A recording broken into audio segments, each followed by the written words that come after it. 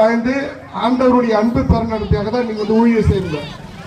அந்த ஊழியம் நீங்க பல விதத்துல செய்றீங்க. எப்படின்னா, சாதாரண மக்கள் பாதிக்கப்பட்டிருக்காங்கல்ல, அவங்களுக்கு வந்து இலவசமா மருத்துவம் நீங்க கிறிஸ்துவத்துல செஞ்சு கொடுக்குறீங்க. அதைத்தான் வந்து இறைவனை வந்து நீங்க வந்து அடையறதுக்கோ இறைவனுடைய அன்பு பெறத்துக்கோ அது முதல் வழி. அதே போல நீங்க கல்வியை கொடுக்குறீங்க, ஏழை மக்களுக்கு இலவசமான மருத்துவத்தை கொடுக்குறீங்க. சாதாரண அந்த மாற்றுத்திறனாளியா இருக்காங்கல்ல, அவங்களெல்லாம் அன்போடு அரவணைச்சு, அன்னை தெரசா பற்றி அவங்களுக்கு நல்லா தெரியும். அவங்களாம் வந்து அந்த அன்பை தான் விதைச்சாங்க தமிழ் இந்த நாட்டில்.